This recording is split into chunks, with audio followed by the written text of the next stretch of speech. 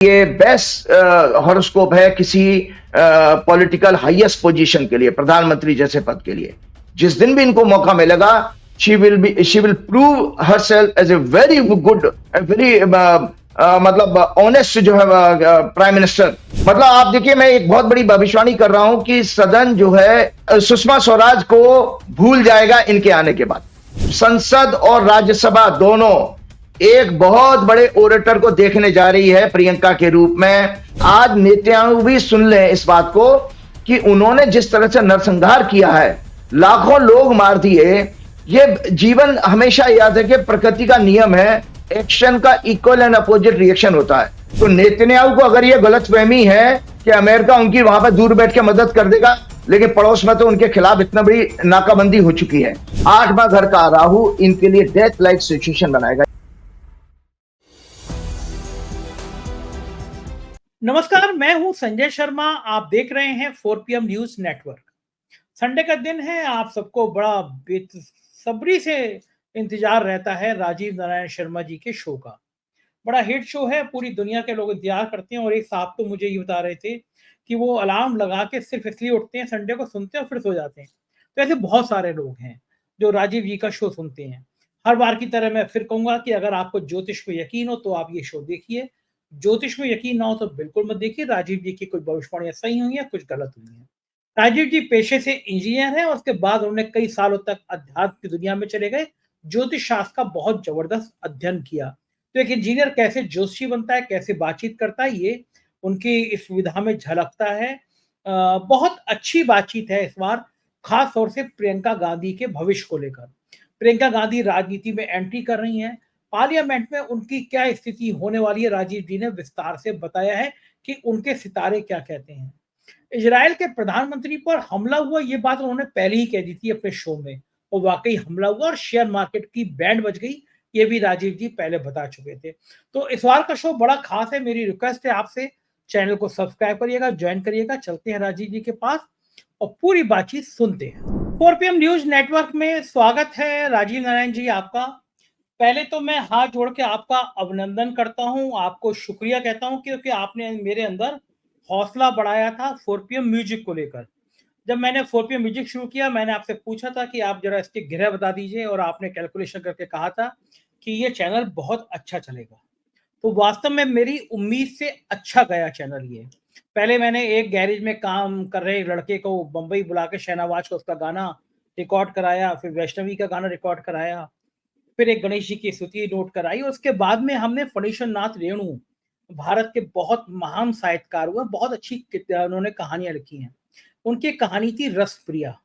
उस पर हम लोगों ने 6-7 मिनट की म्यूजिकल फिल्म बनवाई।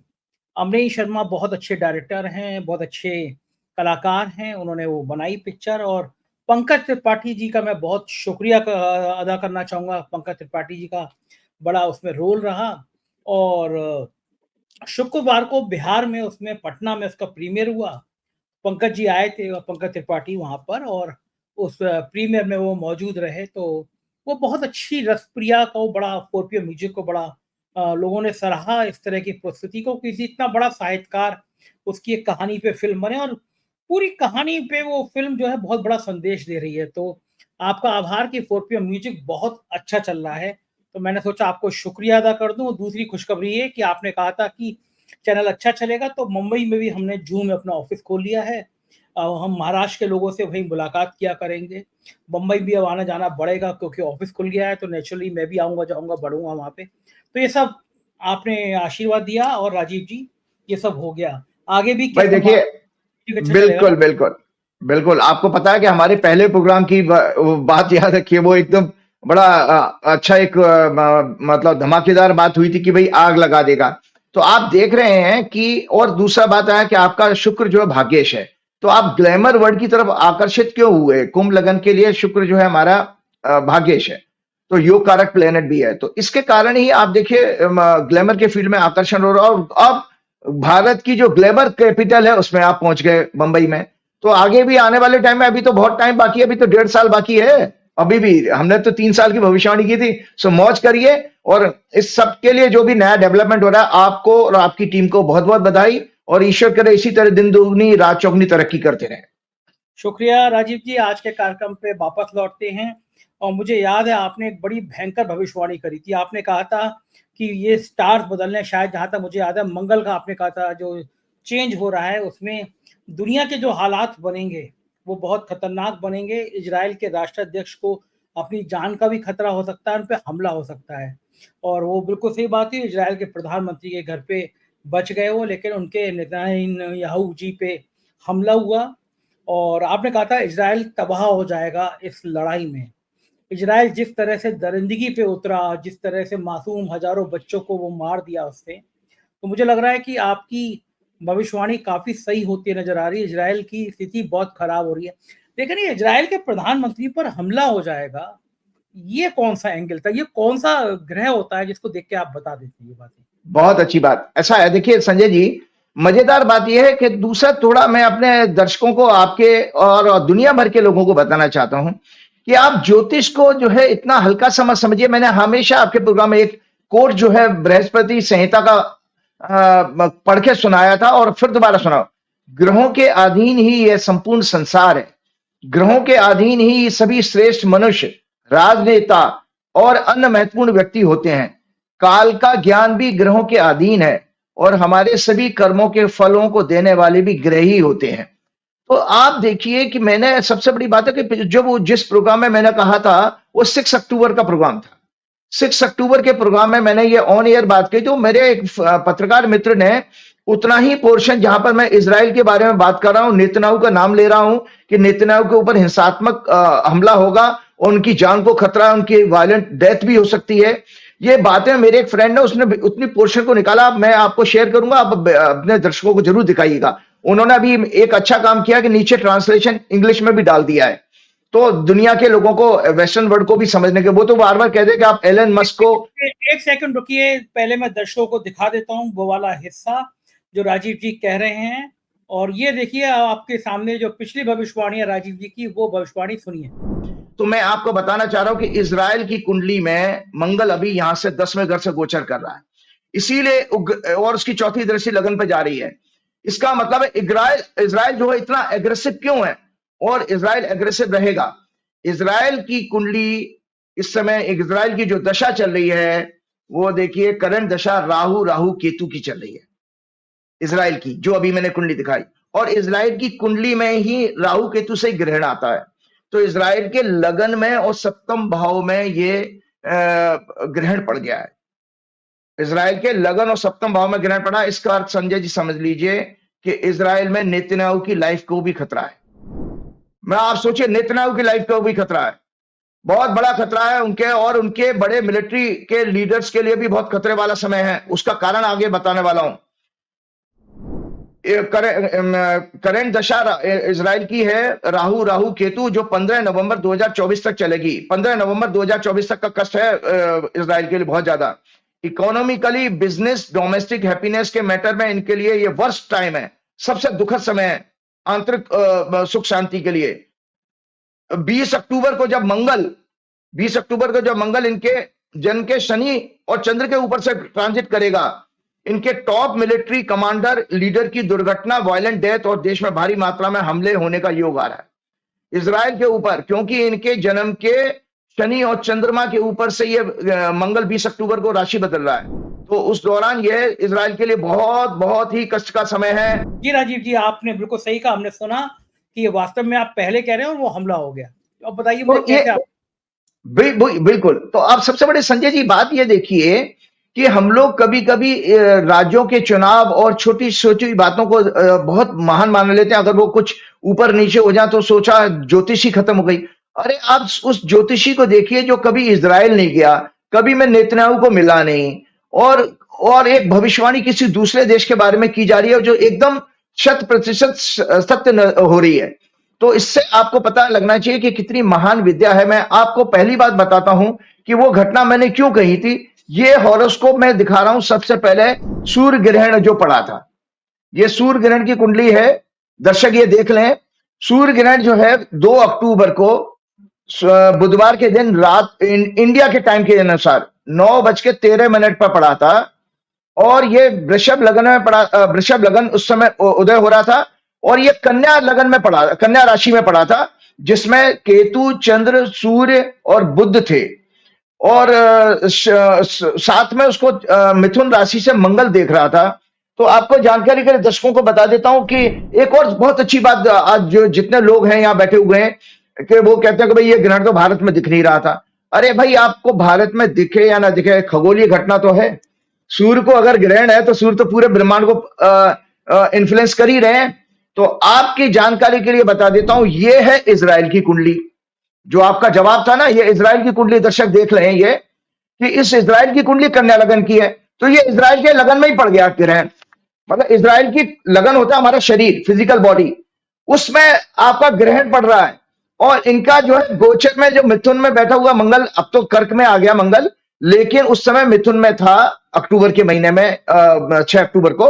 और उसकी चौथी दृष्टि लगन पे जा रही थी, उस ग्रहण के योग को प्रभावित कर रहा था। और कन्या लगन के लिए ग्रहण जो है वो अष्टमेश है, 8वां घर का। 8वां घर होता है डेथ के लिए, डेथ इसी से देखी जाती है। और कैसी, मंगल अपने आप में एक हिंसा का कारक है, वायलेंट। तो और 10वां घर जो होता है बेसिकली राष्ट्रपति, प्रधानमंत्री, जो पावर में बैठे लोग, अथॉरिटी। आपने कहा ना कि किसने कैसे देख लिया आपने नेतन्याहू के लिए, तो चूंकि 10वां घर पावर में बैठा हुआ व्यक्ति को रिप्रेजेंट करता है, the person who is holding the highest office is seen from 10th house. उस 10th हाउस में बैठा हुआ मंगल और लगन को दृष्टि दे रहा है। तो इसके कारण मैंने ये बताया था कि ये नेतन्याहू की लाइफ के लिए खतरा है। और इतना ही नहीं, मंगल अपने आप में आर्म फोर्सेस का सिग्निफिकेटर भी है। तो मैंने उस प्रोग्राम में ये भी कहा था, उस पोर्शन में, कि इनके बड़े बड़े मिलिट्री कमांडर्स को भी खतरा है। तो अब आप देखिए कि संजय जी, आज के जीवन में हम देखिए हम कितने असुरक्षित, कितने इनसिक्योर हो चुके हैं। अब वहां पर कोई AK-47 उसकी जरूरत नहीं है। आज तो आप ड्रोन से अटैक कर दीजिए कहीं पर भी, आप कोई दुनिया में कोई कहीं सुरक्षित नहीं है। कभी आप पेजर से मार देते हो लोगों को, कभी आप ड्रोन से हमला कर देते हो, तो आप कोई और बंकर में जो है बड़े बड़े टेररिस्ट जो है, हिजबुल्लाह के नेता और हमास के नेता बंकर में बैठे मारे गए। आप देखो, वो अभी हमास के चीफ का जो इजराइल ने जो हत्या करी थी, वो उसको उसकी चेयर पे बैठी हुई बॉडी मिली है, वीडियो आप लोगों ने देखी होगी, और छड़ी से वो ड्रोन को हटाने की कोशिश कर रहा है। तो ये आज नेतन्याहू भी सुन ले इस बात को कि उन्होंने जिस तरह से नरसंहार किया है, लाखों लोग मार दिए। ये जीवन हमेशा याद है कि प्रकृति का नियम है, एक्शन का इक्वल एंड अपोजिट रिएक्शन होता है। फूलन देवी ने जिंदगी भर हत्याएं की, अपनी कोठी पर उसको गोली मार दी गई थी, याद रखिएगा। तो जितने भी वायलेंट लोग होते हैं, चाहे वो आपका नेपोलियन बोनापार्ट हो, चाहे सिकंदर हो, कोई भी हो, ये लोग सब वायलेंट एंड इनका क्यों होता है? तो नेतन्याहू की डेस्टिनी भी इसी तरह की इजराइल में बता रही है। और सबसे बड़ी बात कि जिस ईरान को ये धमकाने की कोशिश कर रहे थे, मैंने आपकी कुंडली में, आपके हॉरोस्कोप में ईरान की हॉरोस्कोप भी दिखाई थी। ये ईरान की हॉरोस्कोप है। ईरान जो फॉर्म हुआ था 1 अप्रैल 1979 को, 3 बजे का टाइम है, तेहरान इसका है, कर्क लगन है। और इसमें मैंने बताया था कि कर्क लगन में अब चंद्रमा जो है इसमें लगन में आ गया, राजयोग बन रहा है, जिसके कारण मैंने आपके उसमें बताया कि इस्लामिक रिपब्लिक की कर्क लगन की कुंडली है। 2 अक्टूबर 2024 का इक्लिप्स उनके 3rd हाउस में पड़ा है। अतः इनके पड़ोसी देशों के लिए मंथ विनाशकारी होगा। पड़ोस में कौन है? इजराइल। 20 अक्टूबर को जब मंगल इनके लगन में आएगा, तब इनके लिए राजयोग जैसी स्थिति होगी। इनकी हॉरोस्कोप में लग्नेश उच्च के हैं और भाग्येश गुरु उच्च के होकर लगन में है। अतः इस देश का विश्व में कोई नुकसान नहीं कर सकता। इस पर परमात्मा की कृपा है। इसकी सांस्कृतिक जड़ें अत्यंत मजबूत हैं। तो ये सब बातें मैंने उस प्रोग्राम में कही थी। अब उसका नतीजा देखिए, अभी जो ब्रिक्स की मीटिंग हुई थी, उसमें रशिया और चाइना और ईरान ये आपस में इकट्ठे हुए हैं। तो आज अकेला है नहीं है ईरान अपने आप में। तो नेतन्याहू को अगर ये गलतफहमी है कि अमेरिका उनकी वहां पर दूर बैठ के मदद कर देगा, लेकिन पड़ोस में तो उनके खिलाफ इतना बड़ी नाकाबंदी हो चुकी है। So very very dangerous period for Israel. और क्योंकि इजराइल की जो कुंडली मैंने दिखाई थी, इस इजराइल की कुंडली जो कि इजराइल का फॉर्मेशन हुआ था 14 मई 1948 को, राहु इनके 8वें घर में, तो इसी की महादशा चल रही है। 8वां घर का राहु अच्छा नहीं माना जाता। 8वां घर का राहु इनके लिए डेथ लाइक सिचुएशन बनाएगा। ये इजराइल की कहानी है। गजब गजब बात बता दी आपने। इजराइल को समझ आना चाहिए कि मासूम लोगों की हत्या का नुकसान क्या हो सकता है, ये आपने बता दिया। दूसरी भविष्यवाणी जो आपने 2 महीने पहले की थी, गजब कहा था, आपने कहा था शेयर मार्केट में भूचाल आने वाला है। दूर रहिएगा, शेयर में मत जाइएगा, शेयर में बड़ा भयंकर तूफान आएगा। मेरे ख्याल से आज़ादी के बाद कभी ऐसा नहीं हुआ कि विदेशी निवेशकों ने 10 अरब डॉलर निकाल लिए भारत से। किसी गोदी मीडिया के चैनल पे खबर नहीं है। 10 अरब डॉलर, पूरा मार्केट धड़ाम हो गया है। दिल्ली के बहुत अच्छे पत्रकार हैं नरेंद्र नाथ, उन्होंने ट्वीट भी किया कि शेयर मार्केट का ये हाल है कि अब बहुत जल्दी लोग बैंकों में बाहर लाइन लगाए दिखाएंगे अपनी एफडी कराने के लिए, शेयर मार्केट से दूर हो जाएंगे। और दुख की बात तो ये है, और भारत के लिए शर्मिंदगी की बात तो ये है कि जो विदेशी निवेशक 10 अरब डॉलर को यहाँ से निकाल रहे हैं, वो चीन में लगा रहे हैं। उनको लग रहा है कि भारत का बाजार धड़ाम धड़ाम हो रहा है और चीन का बाजार मजबूत हो रहा है। आपने कहा था कि 2 महीने पहले कहा था शेयर मार्केट में भारी गिरावट आने वाली है, और वो चीज दिख गई सामने। तो आपने शेयर मार्केट का कैलकुलेशन कैसे करा था, ये पहला सवाल। और क्या आने वाले दिनों में शेयर मार्केट से और दूर रहना चाहिए, और नुकसान होगा, या मार्केट थोड़ा ठीक हो जाएगा? देखिए संजय जी, बहुत अच्छी बात आपने कही। देखो, पहले दर्शक, जो मैंने अभी आप लोगों को ग्रहण की कुंडली दिखाई थी कि ग्रहण कन्या राशि में पड़ा था, तो एक तो जानकारी आप ज्योतिष के सीखने वालों को, जो ज्योतिष प्रेमी हैं, उनके लिए बता देता हूं कि सूर्य वो ग्रहण हमारे यहाँ नहीं दिखा, क्योंकि रात को पड़ा था तो सूरज दिखा ही नहीं था। लेकिन आप देखिए, दो घटना घटी हैं इसी दौरान। एक, भारत का शेयर बाजार पिट रहा है, दूसरा इजराइल की घटना। तो इजराइल की तो इंटरनेशनल इवेंट हो गई, लेकिन हमारे यहां ग्रहण दिखा नहीं था, फिर भी क्यों प्रभाव पड़ा? तो इसलिए आज अपने मन से ये निकाल दीजिए, अगर खगोलीय घटना है तो पूरे विश्व के लिए है। It doesn't make any difference कि वो इक्लिप्स आपके यहां दिख रहा है या नहीं दिख रहा है। तो ये भारत की कुंडली मैं आपको दिखा देता हूं दर्शकों, ये भारत की हॉरोस्कोप है। जो भारत का जो फॉर्मेशन हुआ था 1947 को 15 अगस्त को रात्रि को 001 आवर पर, तो ये कन्या जो राशि जो अभी मैंने बताई जिसमें ग्रहण पड़ा था, ये कन्या राशि जो है भारत का स्टॉक मार्केट है। 5वें घर से, हर प्रोग्राम में मैंने कहा है कि 5th हाउस से स्टॉक मार्केट देखते हैं, 8th हाउस से स्पेकुलेशन देखा जाता है, 2nd हाउस हमारा फाइनेंस का होता है, और 11th हाउस हमारा गेन का होता है। तो इसीलिए ये ग्रहण जो इक्लिप्स पड़ा था 2 अक्टूबर को, संजय जी, ये इक्लिप्स भारत के शेयर बाजार में ही पड़ा था।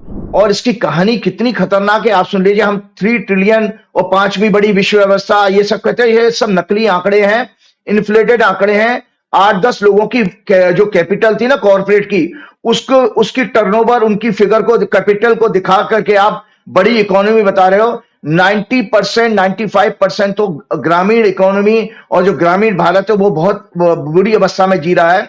और इतने ये लोग बदमाश हैं कि इन्होंने इकोनॉमी के जो जीडीपी के आंकड़े हैं उसमें फूड आइटम्स को नहीं इंक्लूड करते हैं। जो रियल मायने, अगर वो फूड आइटम को इंक्लूड करें तो महंगाई कहीं की कहीं पहुंच जाएगी। क्योंकि वो आप देखिए, अभी जैसे आपके पता नहीं लखनऊ में क्या है, लेकिन हमारे यहाँ दिल्ली में तो 100 रुपए के किलो आसपास टमाटर चल रहा है। कैसे आदमी खाएगा बताया गया इन सब्जियों को? तो ये जो स्टॉक मार्केट का कैलकुलेशन था, तो ग्रहण के पड़ने के बाद, उससे पहले एक और बात बताता हूं। मैंने अपनी कन्या संक्रांति की कुंडली में 15 सितंबर को, जो मैंने कब कब कहा है इसलिए बता देता हूं। मैंने 15 सितंबर 2024 के प्रोग्राम में, आपके 15 सितंबर के प्रोग्राम में कन्या संक्रांति की कुंडली जब दिखाई थी, जब सन एंटर्स इनटू वर्गो साइन, ये कन्या संक्रांति की कुंडली है, दर्शक देख लेंगे, आपको दिखाइएगा, ये कन्या संक्रांति की कुंडली है। इस कन्या संक्रांति की कुंडली में मैंने पहले ही बता दिया था कि सूर्य जो है कन्या राशि में पीड़ित हो रहे हैं, और ये स्टॉक मार्केट के लिए शुक्र भी वहीं था, ये खतरनाक टाइम है।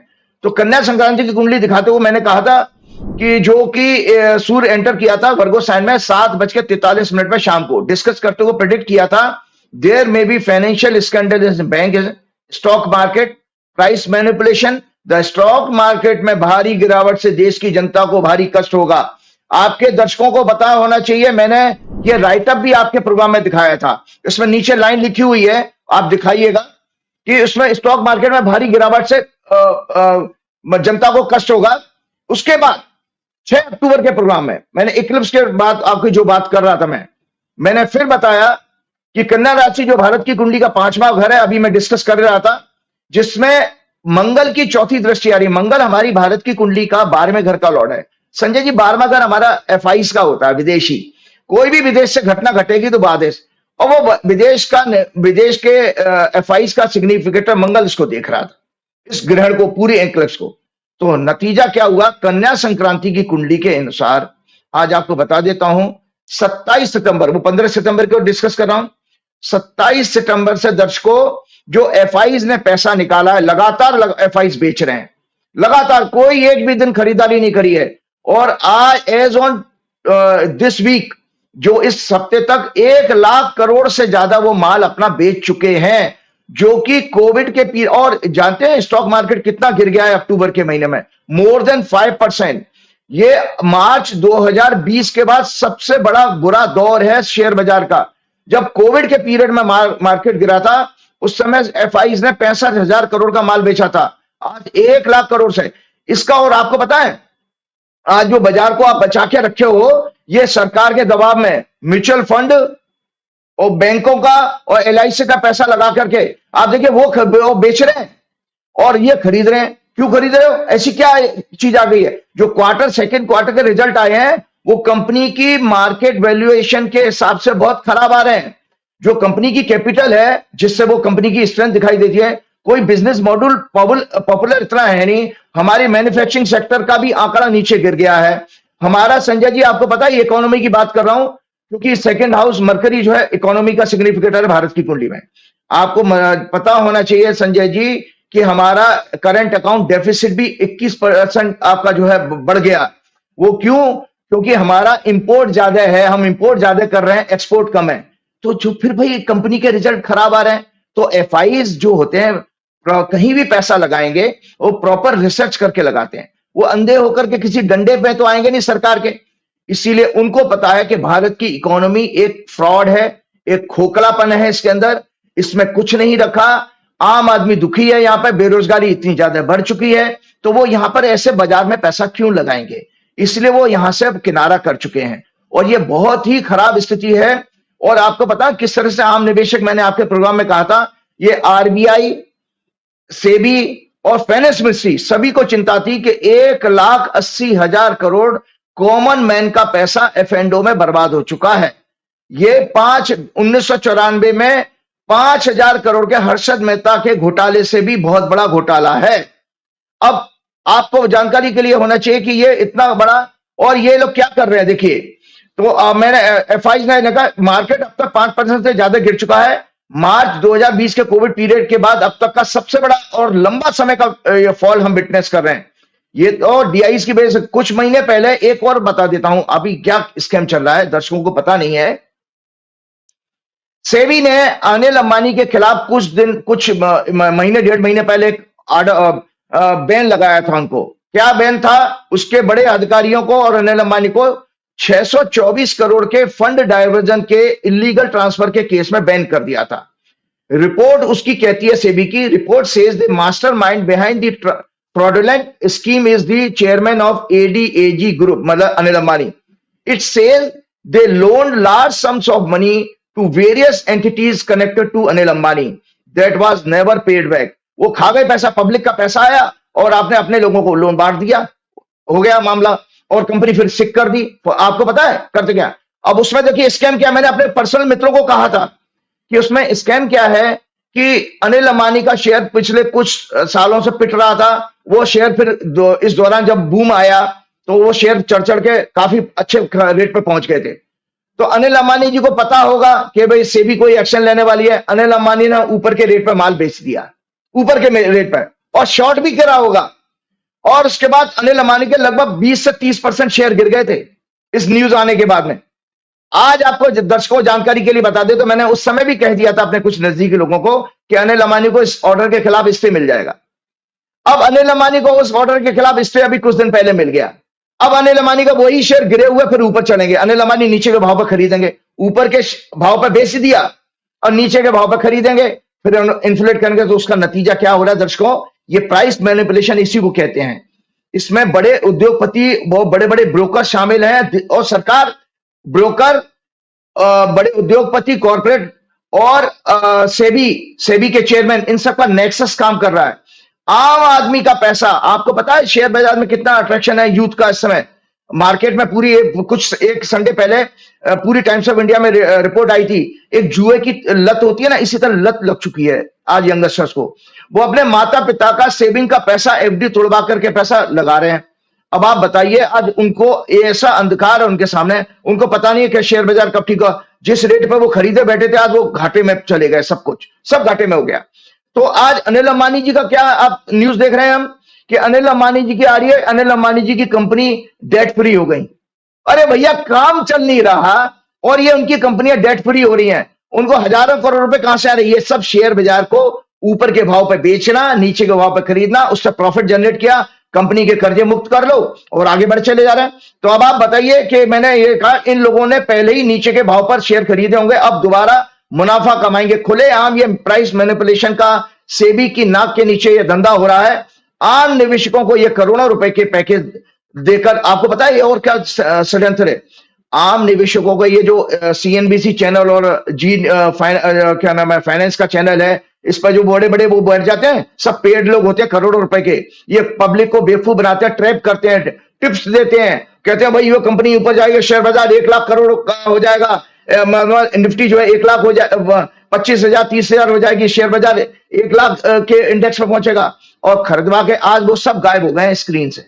आज ये नहीं बता पा रहे हैं कि एफआई पैसा क्यों निकाल रहे हैं, आज उनको ये नहीं बता सकते। देखिए, मैं सभी लोगों को कहता हूं कि पैकेज, ये बड़े करोड़ों रुपए के पैकेज लेके फाइनेंशियल चैनल पर जो सो कॉल्ड फाइनेंशियल एक्सपर्ट्स आ जाते हैं, गुडी गुडी तस्वीर दिखाकर फर्जी रिसर्च की रिपोर्ट के जरिए स्टॉक्स को खरीदवाते हैं, पब्लिक को बेवकूफ बनाते हैं। 27 सितंबर से बाजार लगातार लॉस कर रहा है, एफआई भाग रहे हैं। अब ये पब्लिक को डरा डरा कर डिप्रेशन में भेज रहे हैं। ना तो ये स्टॉक मार्केट में कब फॉल आएगा ये बता पाते हैं, और कब हालत ठीक होंगे ये भी नहीं बता पाते।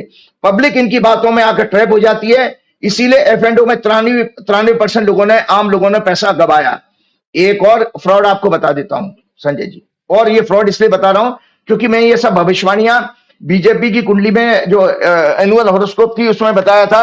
ये बीजेपी की एनुअल हॉरोस्कोप है, और बीजेपी की कुंडली जो मैं दर्शकों बता रहा हूं, ये जन्म की कुंडली में भी, बीजेपी की कुंडली में नाना प्रकार के फाइनेंशियल फ्रॉड का योग है। ये हर प्रोग्राम में मैंने आप लोगों को दिखाया है, और ये इसमें राइटअप में भी लिखा है कि क्या नाम है, शेयर बाजार में, हाँ ये राइटअप भी दर्शक देखे, इसमें भी मैंने कहा कि स्टॉक मार्केट में मैनिपुलेशन और फाइनेंशियल स्कैंडल होंगे।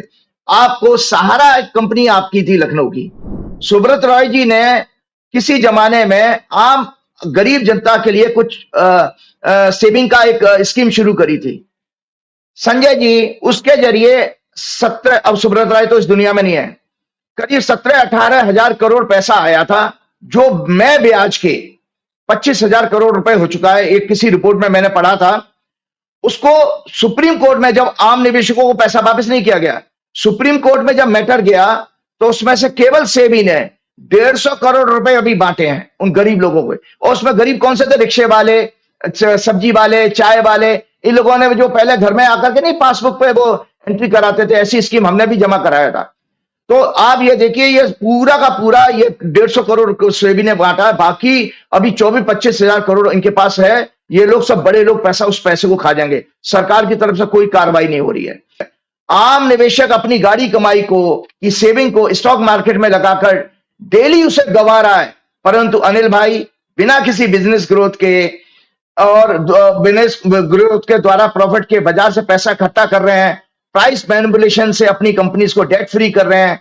अदानी भी, रोज अदानी की न्यूज आती है कि इस कंपनी को कब्जा कर लिया, इस कंपनी को खरीद लिया। तो ये सब चीजें क्यों हो रही हैं? ये सब फाइनेंशियल स्कैंडल्स हैं। हाँ, ये बात दुर्भाग्य जरूर है कि हमें इसमें निराशा सुप्रीम कोर्ट से भी हुई। और मजेदार बात देखो, हमने चीफ जस्टिस साहब ने जब ये प्रश्न पूछा था, तो जो मैंने प्रोग्राम में अपनी बात कही थी, आज मैं देख रहा हूं सोशल मीडिया पे काफी ट्रोलिंग हो रही है उनकी, चीफ जस्टिस की। उन्होंने जब पूछा था कि इतिहास मुझे कैसे याद रखेगा, तो जो पॉइंट्स मैंने गिनाए थे, आज मैं कहीं कोई यूट्यूब या ट्विटर देख रहा था, तो उसमें वही चीजें, बातें लोगों ने की हैं कि उनकी इन जजमेंट में सरेआम देश में आम लोगों के साथ धोखाधड़ी हो रही है। गरीब गरीब होता जा रहा है, रोजगार है नहीं। लेकिन ये जो बड़े लोग, बड़े बड़े वकील, करोड़ों रुपए फीस लेने वाले, वो सब सेटिंग करके स्टे ले आते हैं, कभी किसी ऑर्डर के खिलाफ, कभी किसी को बेल मिल जाती है। ये धंधा चल रहा है। तो इसमें इस 2 साल का जो कार्यकाल चीफ जस्टिस साहब का रहा, तो इस रूप में जरूर याद किया जाएगा कि आम आदमी को उससे कोई फायदा नहीं हुआ। बिल्कुल ठीक कह रहे हैं आप। ये बहुत जबरदस्त अंदर की खबर आपने बताई। अब बात थोड़ी सी राजनीति की कर लेते हैं। एक बार आपने प्रियंका गांधी की जन्मपत्री बताई थी, दिखाई थी, बात की थी। प्रियंका गांधी पहली बार सक्रिय राजनीति में पार्लियामेंट के अंदर आने के लिए लगभग तैयार हैं। अभी तक तो उन्होंने कई जगह चुनाव प्रभारी रही, चुनाव लड़ाया, यूपी की प्रभारी रही, लेकिन अब वो वायनाड से चुनाव लड़ रही हैं और लगभग तय है कि वो जीत जाएंगी, कोई शक नहीं है उसमें, संसद में आ जाएंगी। तो प्रियंका गांधी के सितारे क्या कहते हैं? प्रियंका गांधी जब संसद में आएंगी, पहली बार अंदर प्रवेश करेंगी, सांसद बनेंगी, तो प्रियंका गांधी का फ्यूचर कैसा है, जरा उसके बारे में बताइए, क्योंकि लोगों को बड़ी क्यूरियोसिटी है कि प्रियंका गांधी जब एक्टिव पॉलिटिक्स में आएंगी तो भाई के संग कैसे बेहतर तालमेल करेंगी। हमारे प्रधानमंत्री मोदी जी तो राहुल गांधी को देखते कट लेते हैं, इधर से राहुल अंदर आते हैं, मोदी जी निकल लेते हैं। तो प्रियंका गांधी जब बोलेंगी अंदर हाउस में तो क्या सीन रहेगा? सितारे क्या कहते हैं, उनके ग्रह क्या कहते हैं, आगे उनका भविष्य क्या होने वाला है, जरा इससे भी आज डिस्कस करते हैं। ये दर्शकों को मैं बता रहा हूं, यह है प्रियंका गांधी जी की कुंडली और बहुत उनके परिवार के नजदीक लोगों से मेरे पास आई थी। प्रियंका गांधी का जन्म 12 जनवरी 1972 को जेमिनी लगन में हुआ था। स्कॉर्पियो उनका चंद्र राशि है, मतलब जो वृश्चिक राशि है, और अनुराधा नक्षत्र में हुआ था। इनका लग्नेश बुध 7वें भाव में, 7th लॉर्ड जुपिटर के साथ है और 3rd लॉर्ड सूर्य भी वही है इनका है। इनका 6th Lord 11th Lord Mars 10th house में बैठा है, जिसके कारण ये बहुत जबरदस्त दिलेर है। आपको पता है इनकी दिलेरी क्या है?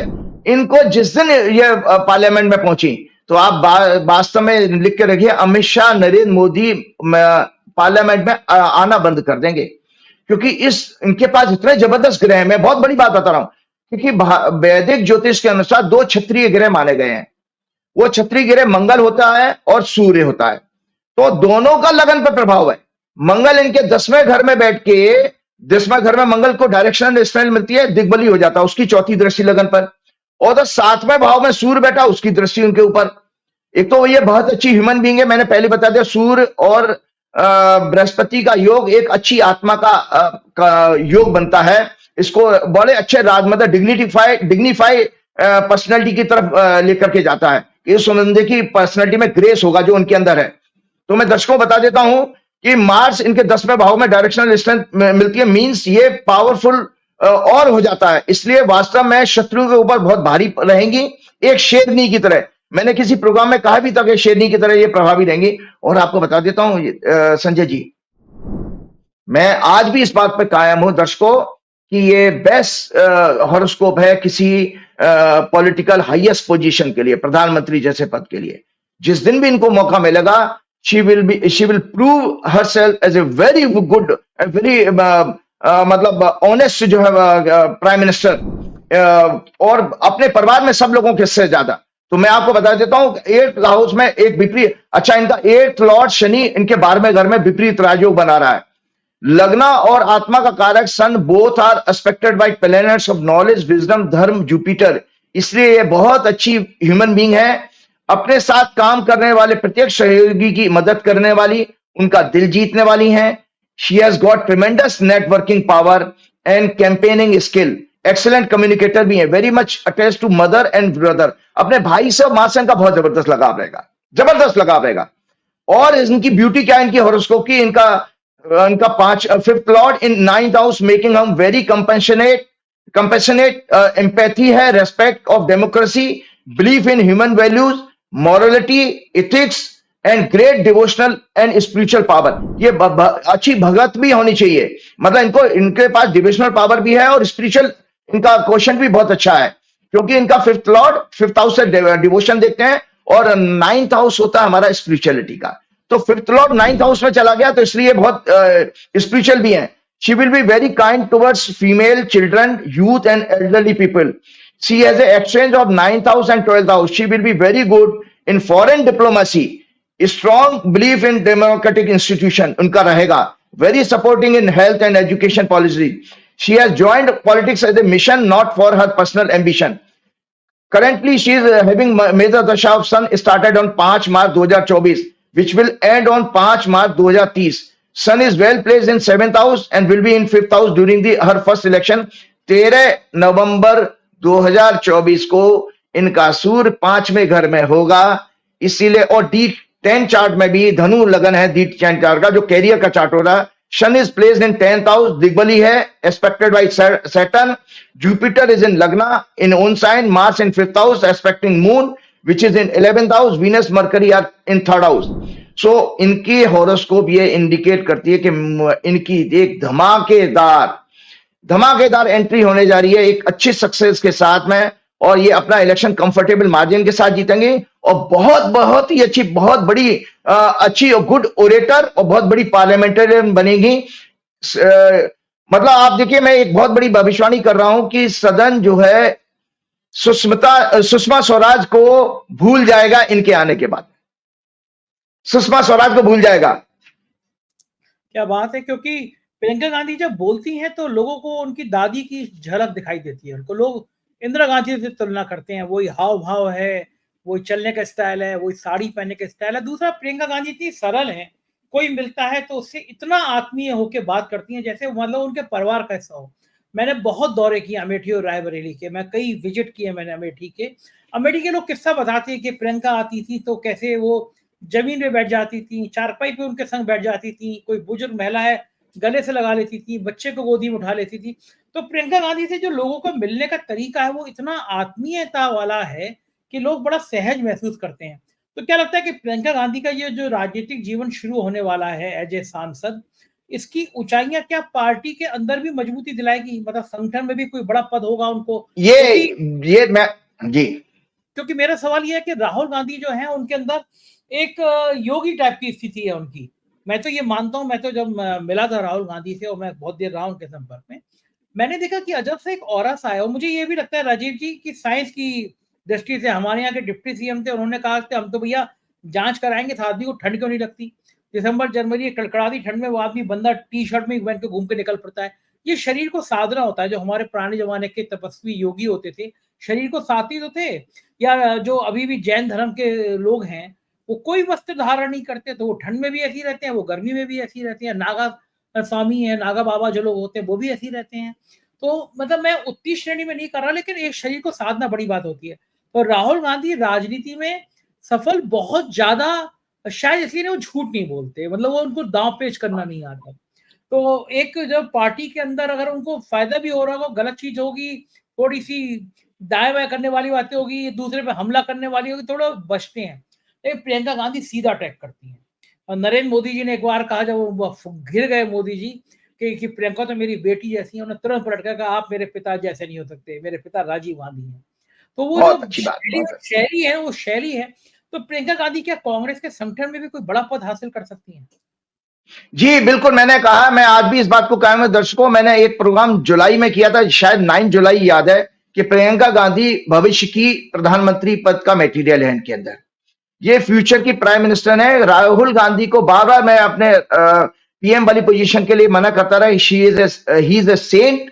वो एक बहुत अच्छे इंसान है, अच्छे ह्यूमन बीइंग है, बहुत अच्छे कोऑर्डिनेटर हो सकते हैं, संगठन को इकट्ठा कर सकते हो। बल्कि मैंने एक बहुत बात आगे बढ़ के कही थी कि आज उनको उस चीज पर फोकस करना चाहिए, विश्व में एक बहुत बड़े एक नेता के रूप में उनको प्रोजेक्ट करना चाहिए, क्योंकि उनके अंदर इतनी एम्पैथी है जो कि आज विश्व में खत्म हो गई। जगह जगह युद्ध हो रहे हैं, पढ़े लिखे हैं, बहुत अच्छी नॉलेज है उनको। मैंने कई प्रोग्राम में सुना, मैं कभी मिला नहीं हूं। मैं दर्शकों आपको बता दूं, मेरी कोशिश है, मैं संपर्क किसी लोगों से कहा कि मैं राहुल गांधी को अपनी बेटी की शादी के लिए इन्विटेशन देने जरूर जाऊंगा मेरे, और मुझे ऐसा फर्म बिलीफ है कि मेरे जैसे साधारण व्यक्ति की बेटी की शादी में वो जरूर आएंगे। मुझे इन लोगों को जरूर बुलाना है, क्योंकि ये बहुत अच्छे लोग हैं, और मेरा सौभाग्य होगा कि मैं इन लोगों से कभी मिल पाऊं। मेरा कोई वैसे जान पहचान नहीं है, लेकिन कुछ संपर्क में मैंने लोगों से इनसे कहा है। तो आप बिल्कुल बात ठीक कह रहे हैं। ये बात आप याद रखिए कि संसद और राज्यसभा दोनों एक बहुत बड़े ओरेटर को देखने जा रही है प्रियंका के रूप में, और सुषमा स्वराज को लोग भूल जाएंगे। मतलब सुषमा स्वराज उनके सामने कहीं टिकेंगी नहीं। मतलब वो तो हालांकि दिवंगत हो चुकी है, लेकिन फिर भी सुषमा जी बहुत अच्छी ओरेटर थी, बहुत अच्छा स्पीच देती थी, जबरदस्त उनको नॉलेज थी, लेकिन उस नॉलेज को भी लोग भूल जाएंगे प्रियंका के आते। तो ये मेरी अपनी आगे की भविष्यवाणी प्रियंका के बारे में। और उनके पास क्या कि उनकी चंद्र कुंडली में देखिए, प्रियंका की चंद्र कुंडली में धनु लगन आता है 2nd हाउस में, और बुध और सूर्य और बृहस्पति अपनी राशि का है। तो 2nd हाउस में इनको सरस्वती योग है। आपका सेकंड हाउस अगर अच्छा होता है तो आपके ओरेटरी पावर, गाना गाने की और कम्युनिकेशन की बहुत अच्छी पावर होती है। तो प्रियंका गांधी के अंदर वो बाई बर्थ गुण बहुत अच्छे हैं उनके हॉरोस्कोप। बिल्कुल ठीक है। मेरी तरफ से ये आखिरी सवाल कि आपने पहले भी अमेरिका के चुनाव को लेके कई भविष्यवाणियां कही हैं जो सही हुई हैं। अमेरिका का रिजल्ट आ जाएगा, बहुत जल्दी आ जाएगा। इस बार अमेरिका की गणना क्या कहती है कि कमला हैरिस या फिर ट्रंप? आपके हिसाब से कौन आ रहा है अमेरिका में? देखिए दर्शकों, मैं थोड़ा सा आज एक टेक्निकल विषय है, I would like to speak in English also, so that कि हमारे फॉरेन के कुछ जो ऑडियंस है उनको क्लियर हो जाए। जो आप पहले हिंदी में बता दीजिए और फिर उसका अंग्रेजी में। हाँ, तो मैं हेलो। उसमें बता रहा हूं, क्योंकि ये बात बिल्कुल ठीक है। वो ट्वीट आप जरूर दिखाइएगा कि हनुमान जी के आशीर्वाद से पिछले दोनों राष्ट्रपति के चुनाव की भविष्यवाणी मेरे ही नाम में थी। मैंने 2016 में हिलेरी के हारने की भविष्यवाणी की थी, ट्रंप के जीतने की, और उसी ट्रंप के हारने की 2020 में मैंने की थी। वो ऑन रिकॉर्ड है, उसमें कोई मैनिपुलेशन हो नहीं सकती। तो सबसे पहले दर्शकों में ये यूएसए की हॉरोस्कोप दिखा रहा हूं। ये यूएसए की हॉरोस्कोप है। इस यूएसए के हॉरोस्कोप में यूएसए जो फॉर्म हुआ था आज 4 जुलाई 1776, 1776, Thursday 10 hour 20 minute, Pennsylvania USA में इसका जन्म हुआ था। सिंह लगन की कुंडली है। दूसरे घर में शनि है, तो छठवें घर में केतु है, सातवें घर में चंद्रमा, और इनके 11th हाउस में सूर्य, गुरु, शुक्र, मंगल, और इनके 12वें भाव में राहु और मरकरी है। इनका धनेश जो है 12वें घर में चला गया, और राहु की दशा चल रही है इनकी, 12वें घर के लॉर्ड की राहु की दशा। तो दर्शकों को जानकारी के लिए बता देता हूं कि जैसे इजराइल की कुंडली में 8वें घर की राहु की दशा थी, तो अमेरिका के लिए भी बहुत अच्छा समय नहीं है। अमेरिका की भी 12वें घर के राहु की दशा है, पूरी 18 बरस की। तो मैं जल्दी से अपने आगे बात कहता हूं। According to Vedic astrology, moon signifies mind, psychology, opinion, perceptions of people, masses. As on the day of election, 410 axis of US horoscope will be expected by all benefic planets, and moon is also in benefic sign and with no malefic aspects of any planet. Next day, जो अगला दिन होगा 6 नवंबर को, 5 नवंबर को चुनाव है दर्शकों। Next day 10th Lord, 3rd Lord Venus which signifies female will also be with moon. मतलब शुक्र जो है चंद्रमा के साथ होगा, और चंद्रमा शुक्र दोनों स्त्री ग्रह हैं, फीमेल प्लेनेट है, जो 5th हाउस में। तो दर्शकों, हमने जब एस्ट्रोलॉजी में रिसर्च कर रहे थे प्रधानमंत्री और राष्ट्रपति के लिए कब कौन बन सकता है, तो उसमें 5th हाउस का इन्वॉल्वमेंट आया था। पाराशर ऋषि ने भी ये कहा कि 5th हाउस जो है किंग का और मिनिस्टर का, चीफ मिनिस्टर का होता है। तो उसमें दोनों स्त्री ग्रह का आ जाना ये इंडिकेट करता है, hence American may go for a glamorous, energetic, much younger, educated candidate as next president of country. तो किसी फीमेल का लिंक आ रहा है, क्योंकि अमेरिका की जो अभी वर्तमान में जो दशा चल रही है राहु की है, राहु में शनि की दशा चल रही है। तो इसलिए अमेरिका की हॉरोस्कोप जो मैंने दिखाई उसका हिंट मिलता है कि किसी फीमेल का आना।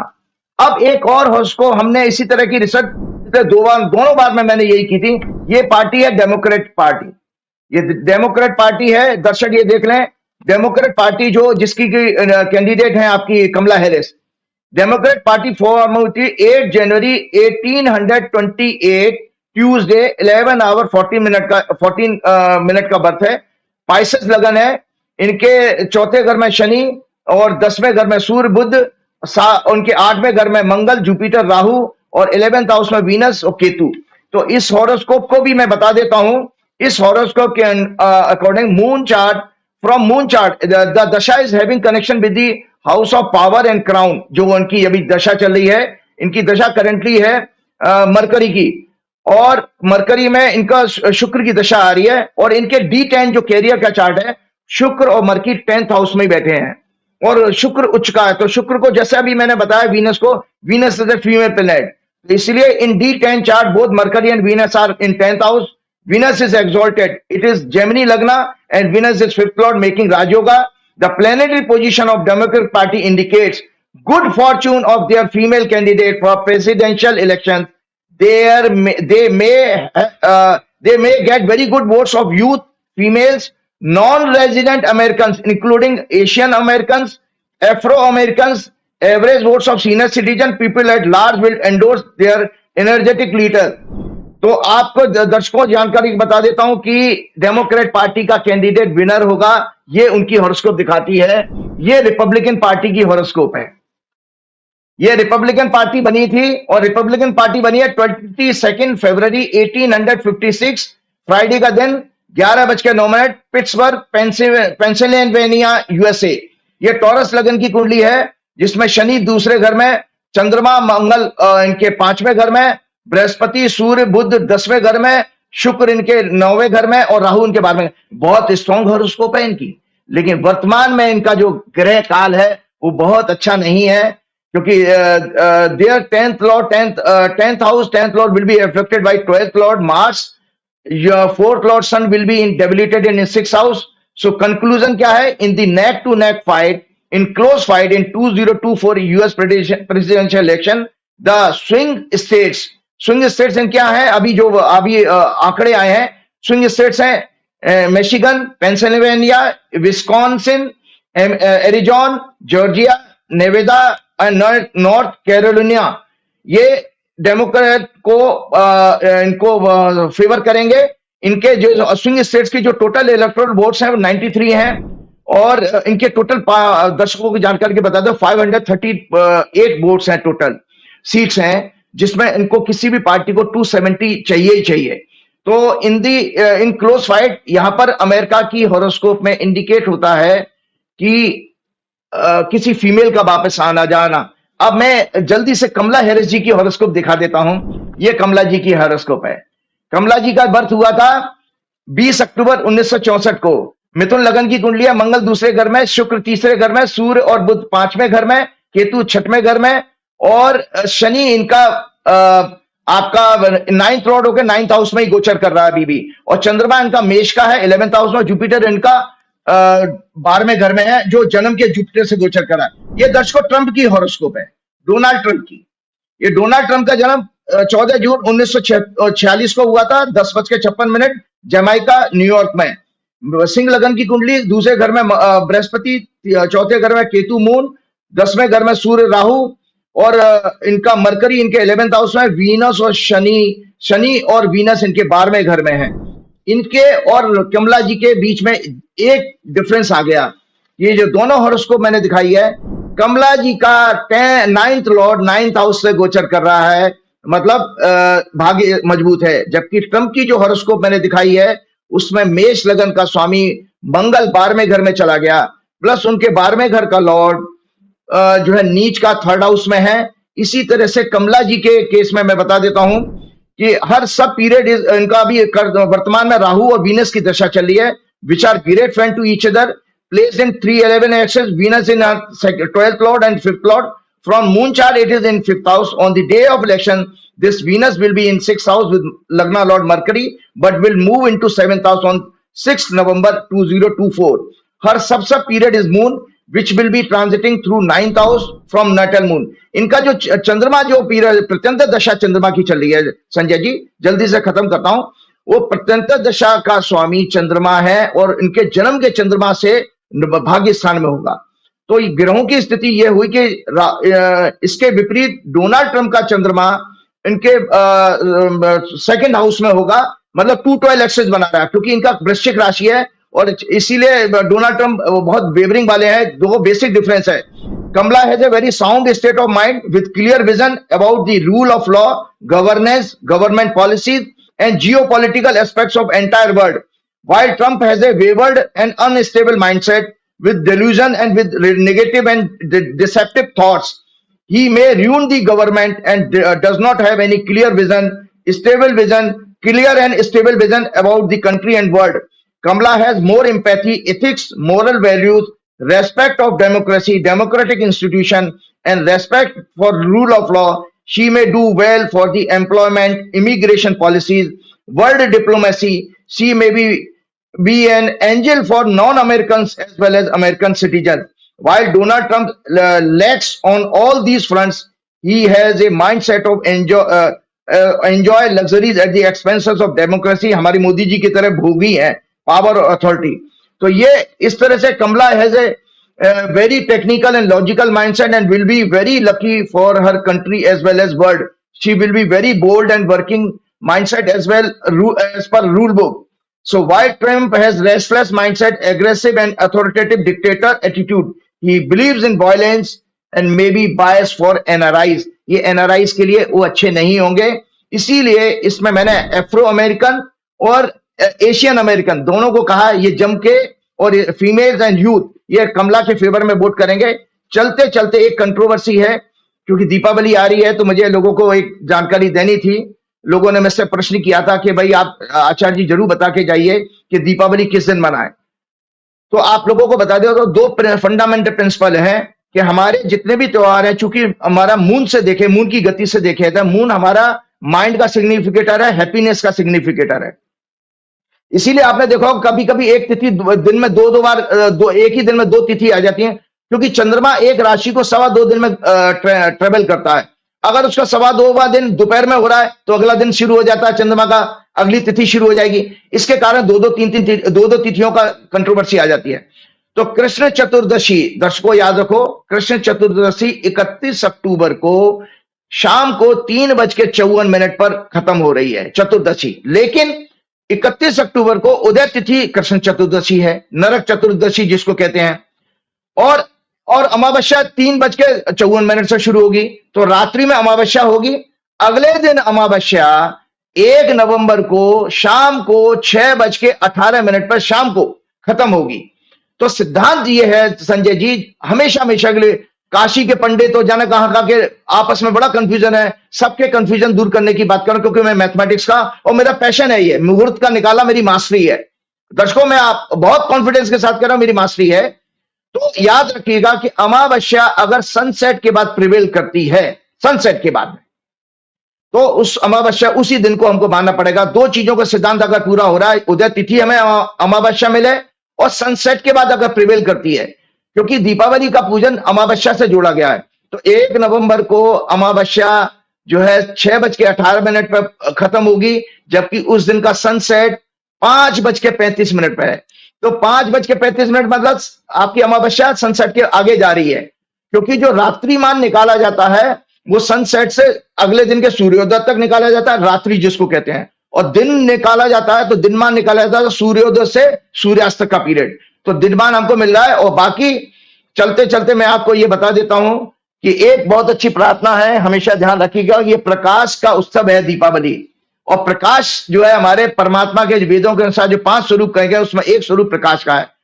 माइथोलॉजिकल कहानी यह है, पुराणों की कहानी यह कि भगवान राम जीत के आए थे, इसलिए दीपावली मनाई गई थी। आपसे आग्रह करता हूं कि पॉल्यूशन, लोगों की प्राण शक्ति को कमजोर मत करिएगा, उससे कोई भगवान प्रसन्न नहीं होते हैं। हाँ यह जरूर है कि एक वेदों के मैसेज को जो ऋषि प्रार्थना करते हैं उसको जरूर ध्यान रखें।